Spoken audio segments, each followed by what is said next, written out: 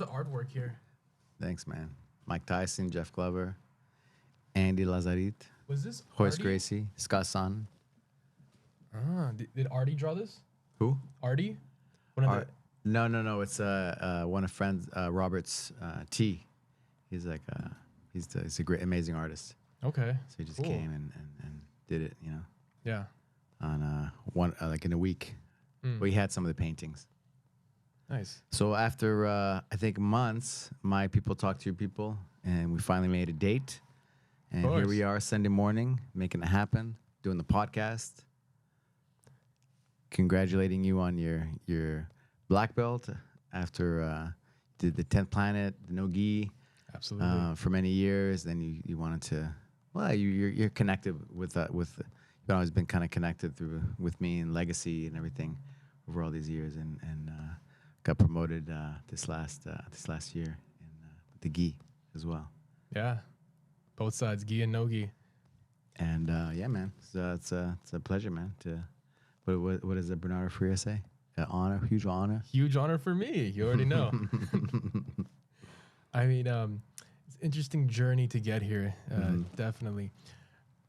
So growing up, I actually did Taekwondo. That was my first martial art. And I got introduced to like the How's whole your crescent kick? decent. Decent. Enough Mid? to dojo storm. Okay. It's good enough. Good. And so got into Taekwondo, my first style, and it was the type with, of course, nunchucks and wooden swords. Nunchucks. So as legit as it gets. How are your nunchuck skills? Nunchuck skills. The highest level black belt level. Okay. Got Is the Bruce Lee nunchuck ping pong? Is that real or is that Of AI? course, that could not be fake. I'll bet my life on that one. Yeah. You've seen it with Bruce Lee have, with the yeah. nunchucks playing ping pong. People are with himself? arguing in the comment section, is this real? And I'm like, come on, guys. That's insane. The precision that would take. That's Bruce Lee, the legend. Yeah, hard to argue with that. Sorry, go ahead. But yeah, doing that got me introduced to like the martial arts culture, the various figures in it, like Bruce Lee, and got into like different like anime as well too, Naruto, Last Airbender. Got introduced to all of that, and growing up, I kind of steered away from it, gravitated back when I got back into like started watching MMA. But this is like 2011, 2012, so it was like Anderson Silva, GSP Nice. at their prime. John Jones somehow still in his prime. Mm-hmm. And then That was the beginning of John Jones, right? the beginning of it, but always been his prime. Yeah. Really. So, and I had a buddy of mine from high school that introduced me to the wrestling program. I did that for a year. At Hoover, right? At Hoover, yeah. With Coach Beard. Yes. Mm-hmm. And then my buddy introduced me to, because I was looking at the different kind of styles at that point. I'm looking at MMA and I'm like, oh, what is Muay Thai? It looks pretty fun. And I asked my buddy, I'm like, what's a good gym to check out? And he's like, the local 10 Planet. So I go drop by there that has a Muay Thai program. And I'm thinking like, oh, Muay Thai 10 Planet featuring Muay Thai. I did that for 2 weeks, a month. And I'm like, okay, this is cool. I like it. Reminds me of Taekwondo. And he's like, try the Jiu-Jitsu class. All right. I'll try it. One class. That's it. No more than that. I jump in and I remember just getting thrown around by like a small woman and a man thinking like, what the hell just happened? Like, how do they do that? With such technique and precision. I was so fascinated by it. By the end of the class, I went to the manager and I'm like, all right, hold up. I got to switch my membership right now from Muay Thai to Jiu-Jitsu. What gym was that? That was 10 Planet Burbank. Oh, okay. Yeah. So I started there and did mostly no-gi over the years, but eventually migrated over to 10 Planet headquarters, trained with Eddie Bravo for a few years, and really got exposed to like the modern sub-only no-gi system, a lot of like the Danaher Gordon style, the leg lock game, of course. And training with Eddie has been an amazing experience too. Like, much love for him for being one of my main instructors as well too. And he's of course a pioneer for the sport. Everything he's done for platforming no-gi jiu-jitsu as a whole to that next level has been incredible. For sure. I mean, I remember going different to rule sets, submission only. Oh yeah. Tournaments. I remember going to one of some of the earliest EBIs too. I think I went to, I forget which EBI was it, but it was the one where Gordon Ryan had his breakout performance, where he was like he subbed in for, I believe it was Eddie Cummings. And I remember at the time, didn't know who he was and thinking like, oh, this guy doesn't have a chance. Who is this guy? He comes in, he just smokes everybody, blows up, and then from there just becomes like the legend he is. And I'm like, oh, I was wrong about that. So it's been cool to see those tournaments rise over the years alongside ADCC, which for me, those are my two favorite rule sets, ADCC and like EBI sub only. So what do you think of combat? What's it called? Combat jiu-jitsu? I think I like it as a training tool for self-defense. As a sport, I'm not the biggest fan of it. I think when it comes to training do you think it arts, has its place though in the grappling kind of? They all have its place. Absolutely. Yeah, I think it's cool to just here and there to see it. Yeah. What's better, that or slap? What's it called? Slap. The thing Dana White's trying to push. What's it called? Power slap. Ridiculous. Ridiculous. Man, I think power slap's got to be the most dangerous for CTE.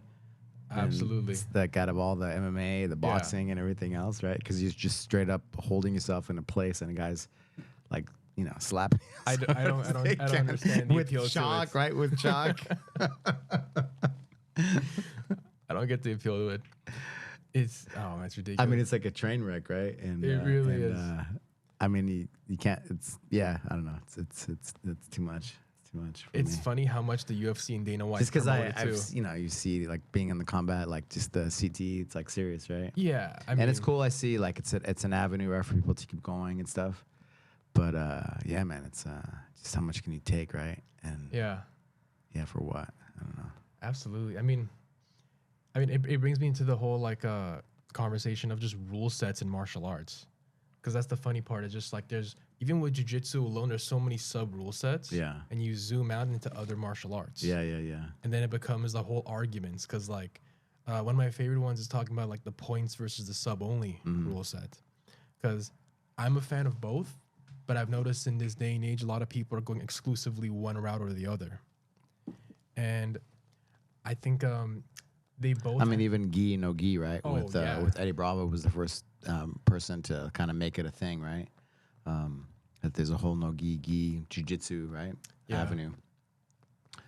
And it's cool. It's cool. You specialize, right? Absolutely. I think you can specialize. You can specialize, and you see some guys at the highest level like Nicholas Marigali, who he's elite in gi and no gi, which is incredible. Then you see some guys like Gordon that are just like at all no gi, or Craig Jones or B team.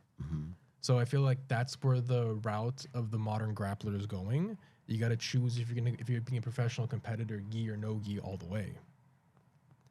And I think that brings an interesting conversation too, in terms of like which one has the greater value or transferability.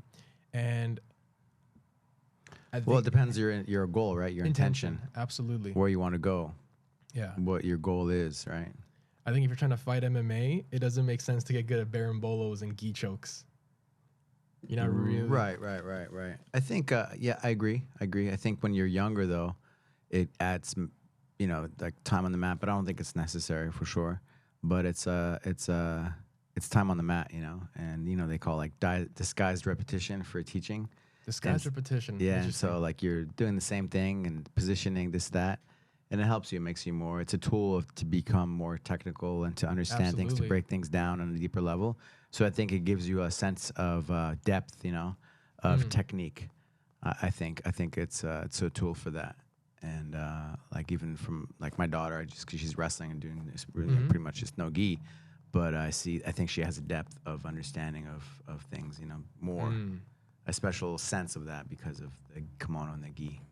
I could see that. I mean, I would definitely agree. I think the gi slows things down and adds. And I mean, let's look at the numbers, right? You always want to look at math and statistics, and let's look at the we're talking about ADCC, the ADCC champions. Like who's training the gi and compared to who's only done no gi, and even Gordon Ryan has trained with the gi as well. True, absolutely. You definitely seeing a lot of that crossover. Even like Kenan Duarte, like he's absolutely one of the highest level in the gi and no gi. And I think it's interesting how you look in the B team squad. Those guys are like primarily coming up in nogi and also making waves. I think both. That's can- awesome. Yeah, to teach their own. You know, it's all good. Absolutely. It's all good. And that's actually why I came to Legacy to begin with, Mm-hmm. because I got to my brown belt with Eddie Bravo, and as much as I love that and like the nogi scene, I would drop by friends like open mats or like garage sessions, and I enjoyed the gi set portion of it. I'm just kind of like, I want to explore this further. And I already heard about you making waves out in Burbank and like what you've created over here, and most importantly, the community you had here, the culture. Yeah. And that's what drew me here. And from day one, it was just friendly faces and smiles, and Professor Joey giving me attitude, of course. And Everybody giving it in a Of- funny way, right? of course, yeah. Giving you a hard time. Absolutely. And then training here, and then really just like soaking in all of the gi, because like I thought like, oh, I'm a solid no gi brown belt, like it's gonna transfer over so easily, and like to a certain extent, I held my own against the gi brown and black belts. But people that highly specialize in like a lasso, lapel, worm guard, yeah. they would shut me down. Yeah. And I'm like, oh, you're as good as this as I am in leg locks. So it's like, oh, that's your world.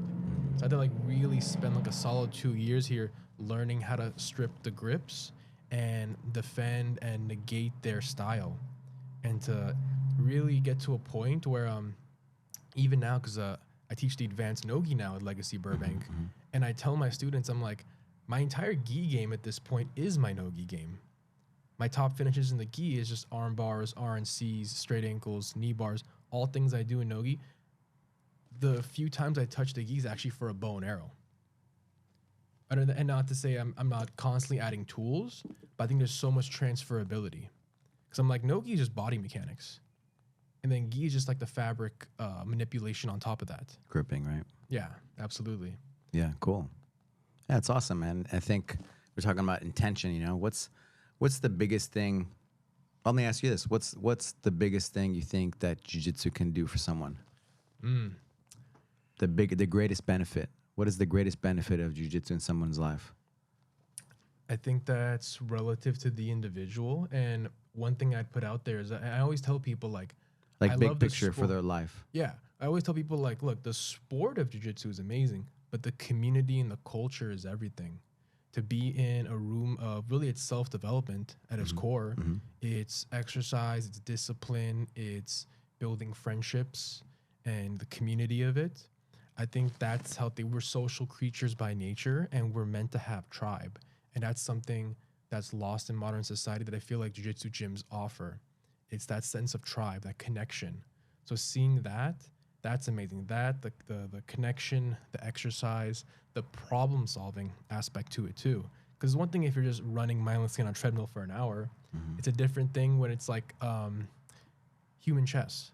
It's just constant problem solving and equations being thrown at you, and the answers and the keys that I need for this person could be completely separate from that person or that person. So, yeah, I guess what's the like? I'm thinking about like life. You know, like what do you think? Because I'm curious to hear your opinion on what is the greatest benefit of jiu-jitsu in someone's life. And I know it's relative to the person, what their goals are and who they are, their age and things like that. But just taking a step back, like 10,000 foot view. You know, like you can speak about yourself. Mastery. You know, speaking about yourself. You know, what has jiu-jitsu done for your life? What is the biggest benefit that it's given you?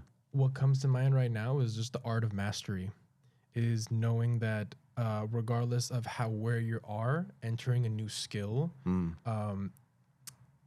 everybody has their own entry point and level and their own background, right? And as long as you put in the work and you're consistent and you seek the proper coaches and you learn and apply the concepts and the mechanics to it, everyone can get better.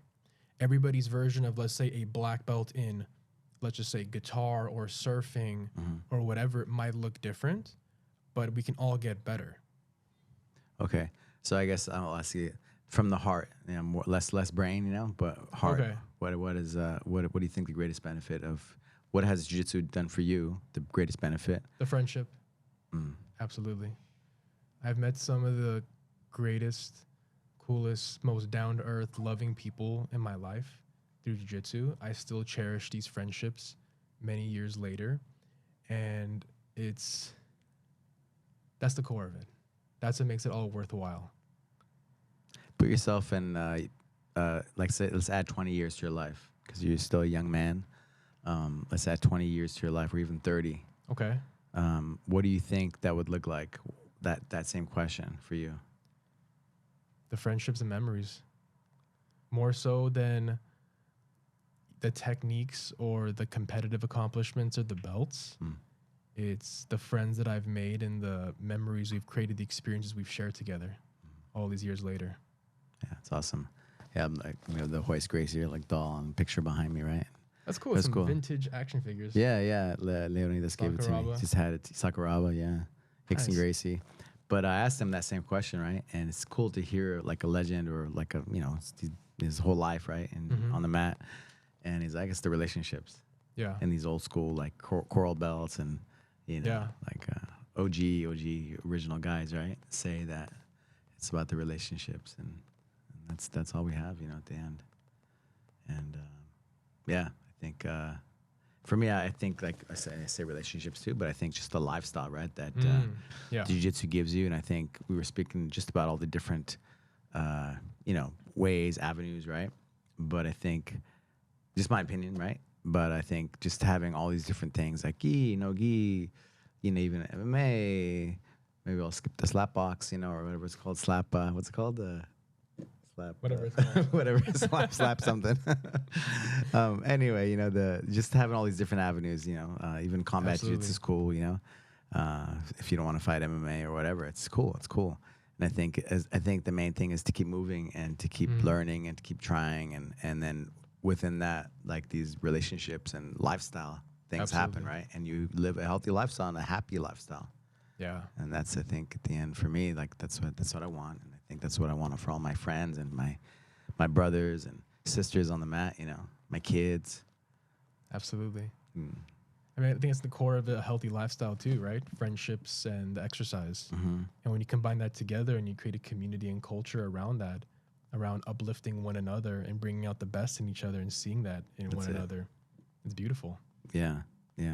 Because I go back in the day in the 90s and even 2000s, it was very like Fight Clubby, right? Only the strong survived, and I've heard. It wasn't like, when I talked to OG black belts, I'm like, oh, it was a different era in like the 80s and 90s. Yeah, it wasn't. Now it's all like it's professional and classes start on time. Well, depending on the school, but overall, most schools are like that now, or else they're not going to be really around, right? If they're not. But it's just it's a different era. I liked some of the things, right? I think it made you good and tough and all that. But I think now we have access to more people. We It's can help more a lot more inclusive people. now. I feel like it was more of a grittier audience in the past, from my understanding, and how like the culture was more like weeding out the weak in a sense. But now it's just like anybody could train. It's not just the person that wants to aspire to be a fighter. You could be a 40-year-old accountant with a wife and 3 kids. You could be just random woman, teen, child off the street. We have like Milo downstairs, right? That was doing the Sunday Masters. Bro, he was like featured on Jiu-Jitsu World League. Like him and his sons, they're like winning everything. Yeah. And the guy's like, works, family guy, Was he special forces or something? I don't think so, but maybe no, I don't think so. But he's a contract and everything else, But it's so cool to see that, And it's not like he had a background in judo or wrestling or anything like that. I think the diversity in jiu-jitsu is fascinating, because where else do you get such a random assortment of people? It could be blue collar workers, engineers, doctors, painters, whatever. I looked in the mats downstairs right before we walked up. It's just every type of background, and in terms of occupation and race and religion, education, whatever, it's all being represented. Yeah. You talk about wrestling. You mentioned wrestling.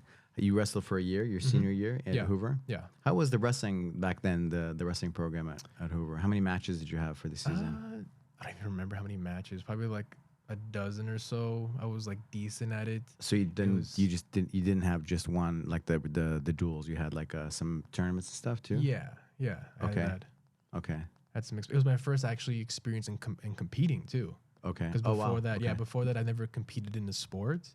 And it's funny too, because at first I was just like, oh, I don't like competing. The anxiety, the pressure of it, but it actually kind of piqued my interest, and it was more so kind of one of the aspects that I found interesting about competing at the time that still carried over is just like it's a team journey, as much as like martial arts is an individual sport. Correct. Yeah. Like you're going with your group of your school, your gym. You go together, and as much as they're supporting you by cheering you on and warming you up and hyping up in your match and like everything afterwards, you're doing the same for them. And that's what kind of also kickstarted years later my own kind of competitive run in jiu-jitsu. It wasn't until like I think I competed once or twice at white belt, but more so at blue and purple. I competed a lot. I competed a lot in just about no-gi mainly, maybe like one, I think, gi tournament. But it was just mostly in the no-gi scene. Sub only, I think, one IBJJF, and just getting that exposure. And that's actually something that got me to really fall in love with the competitive side of jiu-jitsu. Competing myself and also just following the scene. The ADCC competitors, the sub only as well too. I've actually went to the last 3 ADCCs. That's been cool. Last one was in Vegas. The one before that was in Vegas, and the one before that was in Anaheim. Yeah, yeah. It's cool. Once Mo got involved, that changed everything. Yeah. The one in Anaheim is different. I think the one before that was in China. I think so. Or 2013 was China. Okay. Yeah. Either way, it was a different level before and after, right? Before it was a high school gymnasium, and now it's a T-Mobile arena. Yeah. Now it's like but even so, like the Anaheim, like the that was big, the convention center there. Yeah, and then the what was the UNLV Mac? What's it called? The Mac Center. Mac Center. Yeah, they did CGI there last time. Right. But they had the ADCC the year before that. And they had the Pride announcer. Yeah, the UFC Bruce Buffer, UFC announcer. Fireworks, what's it called? Pyrotechnics. What's it called? The fire and like the lights and everything. But just the whole production, right? The guys with the uniforms and the lineup. It was like the Olympics. They say, oh, it's the Olympics of our sport of grappling. Okay, cool. But at China they had like the mats coming apart, and it was like nobody cared, And there's supposedly all this money behind it, but it didn't look like it at the highest level, right? Right. But the athletes were there, right? But that's what made it difficult to watch early on. The production value wasn't there. Best in the world, but it's like, where's the production at? And something I've heard Mo say on podcasts before, his goal is like where the Olympics are at, he wants to close the gap for ADCC. He wants to get it to that level of a platform, and I'm all for it. Because I think the elite athletes deserve a stage of that caliber to showcase their art. For sure. And to see that elevate every ADCC has been fascinating. The last one, the T-Mobile Arena, just like the magnitude of it. Everything from like the runway entrances, the theme music that was playing, like Bruce Buffer announcing, just all of that. The competition, just the Titantrons. I'm like, that's where jiu-jitsu needs to be. ADCC or CGI? Ooh, got me stumped. I'm gonna go. I'm gonna test your loyalty. I'm talking ADCC. I'm gonna go with ADCC. I think there's more history and prestige there, and I still think it means more now to win. Kevin shaking his head. That's good. It's good. I like it. I like what you're saying. And the prestige is there, the history, and it means more to win ADCC. I will say though, I think I prefer Craig Jones as a personality and as a character, and I think he's bringing way more money to the athletes. He hosted the first $1 million tournament. That's incredible. What about the matches in CGI? Exciting. There was that one match. Was it one of the Tackett's versus Rotullo? That was like match of the year. That was like dynamic, action packed. They were just exchanging on the feet, the wrestling, the submission attempts. Like it was incredible. How about the pit? You like the pit? I liked it. That was an interesting twist because one of my biggest pet peeves about the competitive scene is like you have the ring. Yeah, you go outside. But it gets bad. Like, especially I noticed ADCC trials. Like let's say the ring ends here. The competitors will go past where Kevin is, and the ref's not calling it. And I'm over here sitting behind the screen, like thinking, like, what are they doing? Like, why is the ref not calling? And they're hitting cement. That's how guys get injured. they're like trying to blast double each other like through a table at that point, like it's some kind of WWE show. But it's like the pit nullifies that, because at that point it's like you're just on the edge. Should grappling be in the Olympics? I think it depends on the rule set, and I feel like ADCC is already our thing.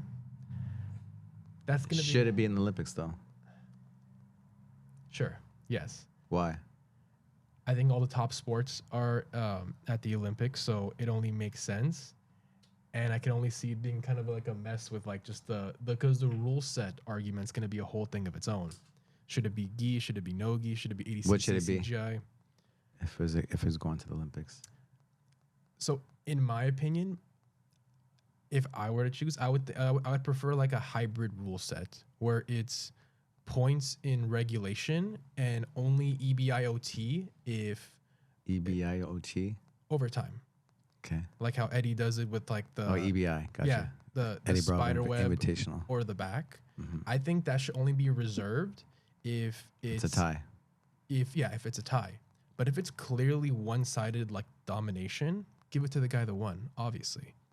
But if it's like a tie, then go to OT. That's how I would kind of like phrase the rule set. What do you think about the, because Jiu-Jitsu blew up with Royce Gracie, and everybody wanted to learn Jiu-Jitsu because of the effectiveness of the art in a fight, right? In a fight, and so even now everybody has to know everything, right? Including Jiu-Jitsu, Yeah. But everybody does everything. What do you think? The IBJJF doesn't want it to be an Olympic sport because they don't want to lose the effectiveness of the self-defense aspect. What do you think about that argument? I think it comes down to how you're training, and I think people can steer very deep into the path of either self-defense or into the sport, and there is crossover, but at times is just over the top. When I see a lot of like competitors that are doing like ridiculous inversions and all these kind of like the pulling guard and butt scooting, I'm like, you're not going to do that in a self-defense MMA situation. And at the same time, What do you think about butt scooting? Careful, Eddie Bravo. He was. I know. Just kidding. I mean, he's a submission artist, man. I think the value of those kind of rule sets is it lets the art flourish. Yeah. So let them play the game however they want. Yeah. And coming back to why I think the value in combat jiu-jitsu is it keeps your jiu-jitsu honest. That's like, okay, if there were strikes here, how would that change the game? So I think it should be a healthy balance of when you're training, it's like, yeah, I do like the fun, ridiculous berimbolo stuff and inversions and busking, whatever you want to do. And if this was a self-defense situation, what would that look like? You wouldn't play as open of a style. You'd probably be clinching up more, trying to nullify the strikes. Yeah, I agree. I hear you. I think there's room for, you agree, there's room for everything, right? All of it. That's why I think we should train all the rule sets and compete in all of them. And I really believe the best can win it all. That Olympic argument, though, is interesting. I back in the days, when I was younger, I was like, oh, yeah, jiu-jitsu in the Olympics, amazing. Yeah, go. And now that I've gotten older and I've seen just kind of the route, and there's politics and there's a lot of things that go on, that we don't see in the Olympic, the committees and all that. I don't know if it's the best way. And I've had like real discussions with some old school guys. Like I remember, like I talked to Megaton for a while, hours. We were in Abu Dhabi, and I think at one of the World Pros, and we talked for hours. And he really like kind of in a way taught me, like why not? Why not? Because you take away the essence of what jiu-jitsu is, and what makes jiu-jitsu special is not the spectator-friendly. Well, CGI is different, right? They made it spectator-friendly. But depending on the rule set, depending on the thing, on the whatever, the rules can take away the essence of what it's supposed to be. So yeah, I'm not sure about the Olympic thing. I can see that argument. And I think we have judo, we have wrestling. It's already there. And cool with the growth of MMA and all that. You know, maybe it would be cool to have something in there. But I think for sure like a IBJJF, and I love like ADCC, like just the, you know, the history now. I mean, going to the one at the Mac Center, it's called Mac Center, the UNLV stadium, bro. Like it was amazing, man. Like I went to the first no-gi tournament in 2000 in Las Vegas. Wow. I think it was like Durango High School. That's historic. Durango High School was the tap out guys were there. Diego Sanchez, like the who's who and grappling, everybody was there. Jake Shields, Eddie Bravo, everybody was in it. You know, All the legends Alshondra, of the Professor time. X. You know, we were there. We were there. You know, and to see how far it's come in these years, it's amazing, man. Like Kenny Florin, the Hall of Fame, these guys, the Hall of Fame, or I Horley love Gracie. seeing the growth of the sport. Oh man, like dude, like I got emotional, you know, like just sitting there. I watched the whole thing, man. I watched the whole thing from the first thing to the last thing every day. It's amazing. Yeah, man. Like just like the Bruce Buffer, everything was like, wow, how far it's come, and it was fun. It was exciting, for sure. Like it has to be like almost all people that do jiu-jitsu. Oh, it has to be. Like It's one I of would those say like sports where it's got to be almost 95% plus, right? I would think, absolutely. or a family member that you know they know how much it means to them. Yeah. That's a interesting thing you bring up, because it's like if you look at like soccer, basketball, football, it's like most people that watch probably don't actively play right now. Correct. But in jiu-jitsu, if you're Correct. going to an IBJJF tournament, you actively train, and you're probably on the more serious recreational end. Like you take it very serious. Yeah, yeah. And for example, like thankfully they changed the CGI date, not on the same date as ADCC this year, right? Yeah. But or was it next year? Next year. When is it? I think this year. This year? Yeah, this year. But ADCC's not this year. Oh, ADCC's every 2 years. yeah. but CGI is this year. I think the goal CGI 's every is. year. I think the goal is the next one. It's gonna be different dates. Yeah. Yeah. But the fact that they put a CGI on the same weekend of Master Worlds and the Jiu-Jitsu Con, bro, Oh, for that's this what's year. up. You know, because you know there's people that joke like, the gi's dead. You know, like that whole argument. It's funny, right? Because that's the community that's supporting all the no-gi people, and it's all connected, right? It's all one. And they're bigger than ever. I think the last Masters Gi Worlds was the biggest ever.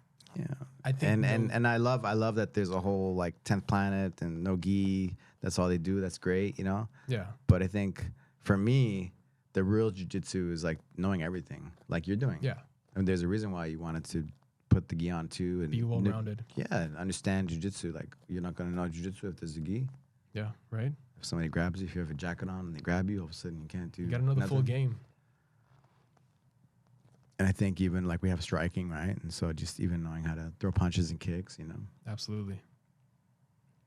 and knowing those like some basic things, right? I like Bruce Lee's idea of like a style of no style. You go to different martial arts and you like pick and choose whatever kind of techniques work for you in your game, and you integrate it, and you make your own hybrid style that clicks for you. I think you can zoom out and apply that to concepts for like philosophy and life in general, and different mentors you can have in life. And I think it absolutely applies when it comes to martial arts. I think even my style alone, a lot of it I draw influence from obviously Eddie Bravo and like John Danaher, and of course you, Professor Crane. It all meshes together into the uniqueness of what I bring to the table. Speaking of John Danaher, because you're always talking about him, you're always studying his things. What are some top lessons, concepts that you've learned from John Danaher that you want to share? I think it's valuable for people to hear. The systemic approach to jiu-jitsu, I believe, is key. Instead of thinking of it as like one-off techniques, seeing how they all overlap, like crossing roads on a geographical map, and thinking of things in terms of like chains and reactions to it, like combos you would have in striking. That's why like the idea of like if I'm gonna attack the upper body, and then like if you sprawl, then I'm gonna go for the legs, and if you posture up, I'm gonna go for the upper body. I'm gonna go from like the left arm to the right, vice versa, left leg to right leg, across or diagonal. and just chaining like my passing to my takedowns, to the back takes, to the arm locks, and just seeing how it all weaves together and grounding it in the concepts and mechanics that are transferable and like parallel all the aspects of jiu-jitsu and grappling as a whole. What do you think about his quote? Why ignore 50% of the body? It works both ways. It works absolutely both ways. I think when I train with a lot of like old school gi black belts, a lot of them, they just don't have game there when it comes to the leg game. And I put like a basic straight ankle or knee bar or whatever on them, and they're just like, They don't know what to do, yeah. they don't know what to do. And I also think there's some guys that get very carried over into like the pure no-gi, let's say leg lock sub-only scene, and they don't have as much of a positional control and upper body, back RNC arm lock game as they should. So it's like, I forget who said it, but it's like some people, they went the opposite direction. They ignored the other 50% of the human body. And the goal is well-roundedness at the end of the day. So I think, I know a controversial topic is like, should white belts learn leg locks? And as much as Professor Joy might disagree with me, I think there's value in teaching them straight ankles. Correct. In straight ankles. I think so too. I think we, I think straight ankles are good, but just also teaching them, what's that? It's legal for white belts. It's legal for white belts, yeah, for sure. But I don't think it's necessary at the beginning because they don't have the sense, Yeah. You know, what's interesting is I look to Lachlan Giles as one of the best leg lockers ever, one of the best no-gi competitors ever. I mean, his like run at 280 cc's ago when he got third in the Apsu was amazing. And he was like my size subbing 3 Yeah, it was amazing. Black His belts, run was amazing. leg locks. Yeah. And I was watching Most one of technical his, guys to ever do it phenomenal. in the game, 80cc. Oh yeah, one of the best. Mhm. I was watching Clever. his leg lock instructional. Smart. Absolutely, very articulate. I believe he's a physical therapist in Australia too, and he was saying in his one leg lock instructional, and again, this is one of the top leg lockers ever. He's like, guys, absolutely, I advocate for this game. Everyone should learn it, and he's like, I teach this almost with a grain of salt to white belts, straight ankles, because some people become so heavy with this, they neglect the passing and the pinning portion.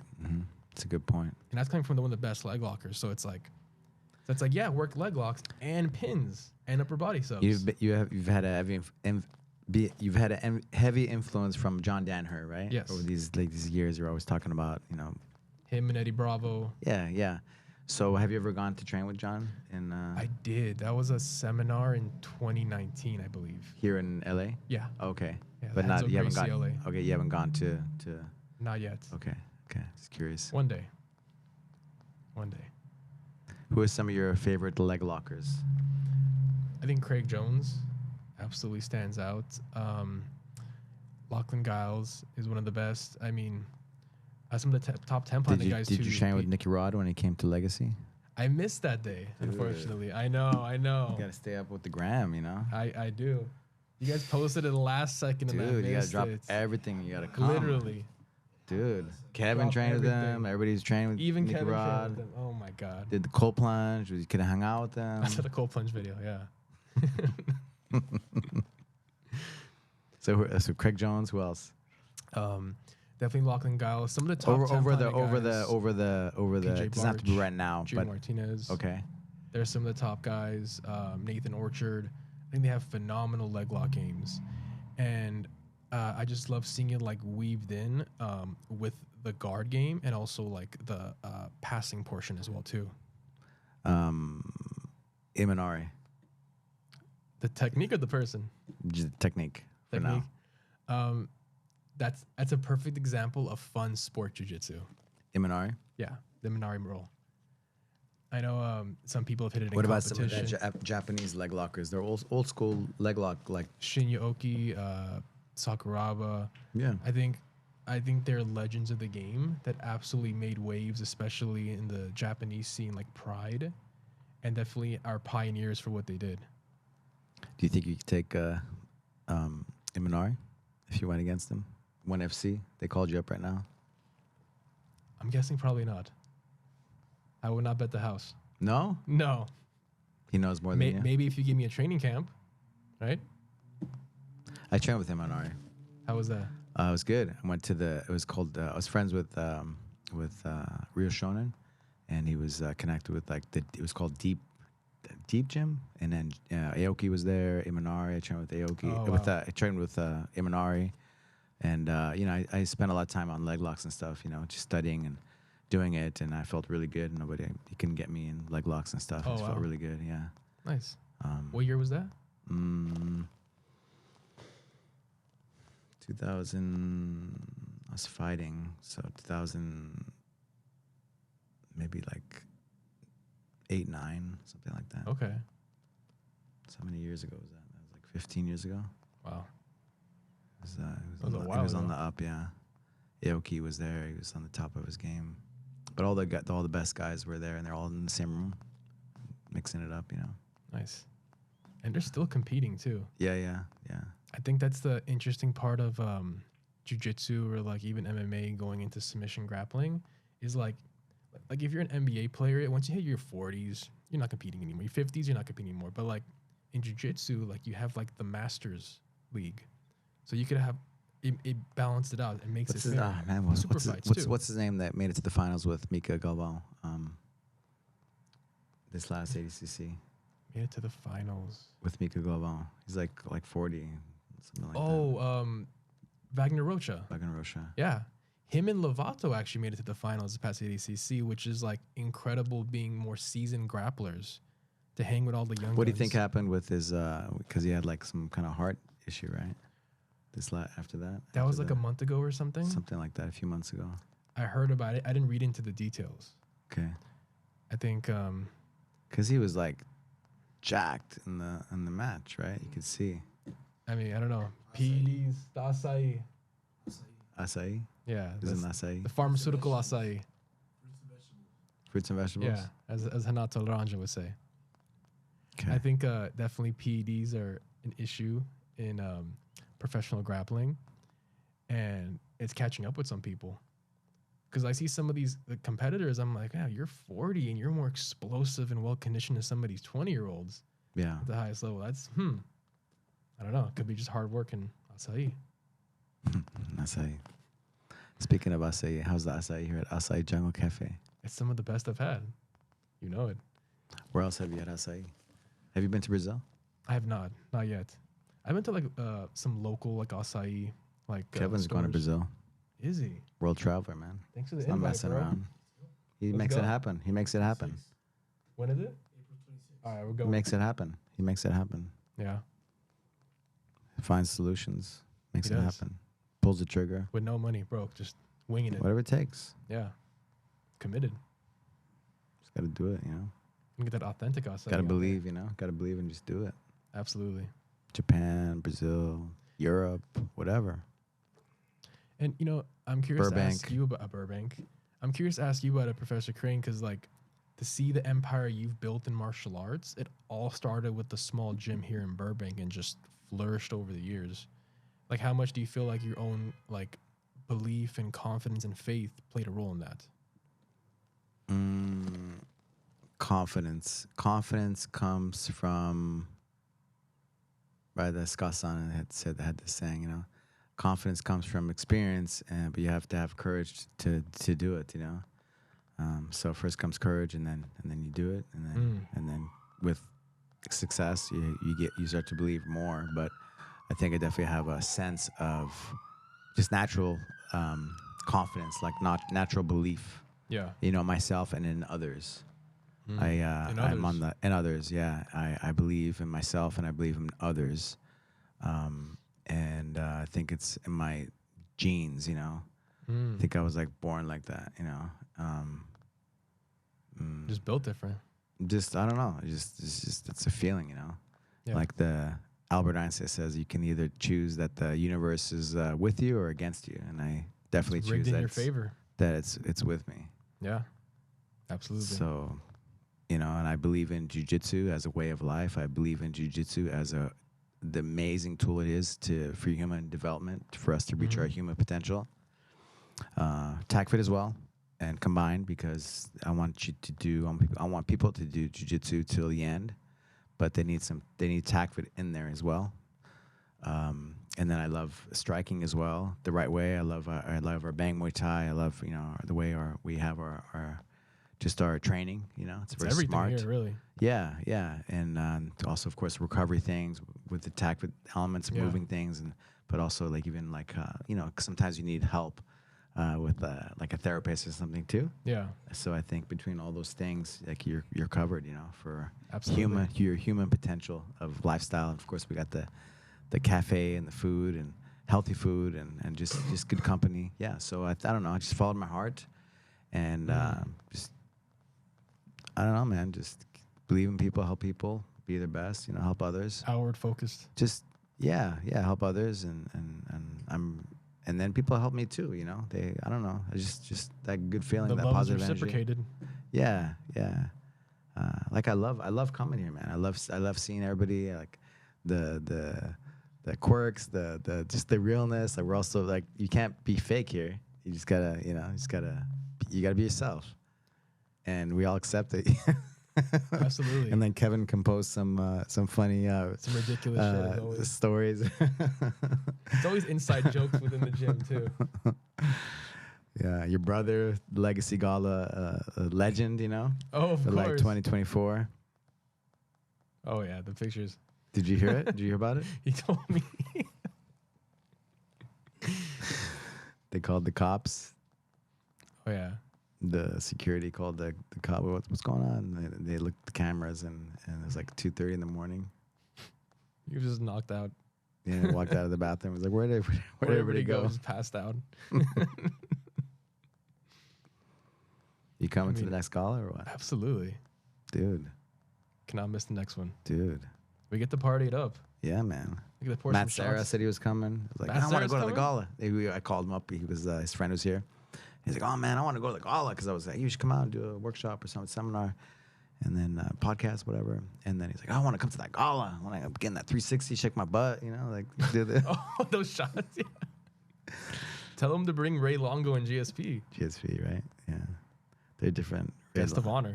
Yeah, but just the good vibes, right? Absolutely. And I think I love what you said because like when you come here, I noticed it's not like you're clocking into a 9 to 5. It's just like you authentically want to be here. You love the environment that you created. You sourced this, and it's not you dragging your feet. You don't have to be here, but you choose to because you love it. It's your passion. It's like fulfillment for you. Yeah, yeah. It's nice because I've spent a lot of time like investing in people, and my wife has resented a little bit, you know, with sometimes I shouldn't even say that, you know, putting her on, just because Well, I dedicate myself so much, you know, especially when we had a fight team and weekends and this and that tournaments, you know, and it's time away from family, right? So I think as you know, it's normal for with dads and stuff, you know, because they work and things like that. But the blessing or the silver lining is that, you know, people, they invest back in, like, they help my kids, you know, they help our kids. Because the energy you're Give putting the out love, there, give it the comes support. right back. Yeah, I mean, not always, right? But you know, it's And you a can't really, do it with that intention either. It's just like it's right, to of course. But it's nice because they've kind of grown up in the gym, and you know, the coaches, they're, you know, I just listen to what they say and how they feel, and Yeah, they're just, yeah, they've grown up with like a lot of the coaches, you know, and Absolutely. coaches, you know, have seen them grow up, and it's beautiful. I'm very proud of that. and they believe in them too, and they're always supporting them Yeah. in terms of what they're doing on and off the mats Yeah, too. yeah, And those are your results. yeah. Oh, thank you. Yeah, it's all connected, right? Interconnected. Absolutely. Give and take. Any shout outs to anybody it's something we didn't bring up? Shout outs. I'd be here all night. I mean, first and foremost, thank you, Professor Crane, for everything you created. From day one, I felt very welcomed and loved by you, and it's been an honor to be alongside you in this journey and to receive my black belt from you, which to this day is one of the biggest achievements of my life and something that I cherish forever. And for just creating the community of amazing friends that I've met and like the memories we've all created together. So definitely Awesome, yourself. man. Awesome. Thank you, brother. Thank you for all that you do. Love your brain. I love how you break things down. I love how you think about things. I'm always Thank you. learning, you know. I love to hear you talk about your thoughts on if it's not even jiu-jitsu but just training, you know. I love how you break things down, you think about it, you know. So I appreciate Thank that you. a lot about you. You have a big heart. Your brother too. I love you guys, and let's Love keep you it too, going. Crane. Thank you, brother. Thank you, Professor. Appreciate you. Oof.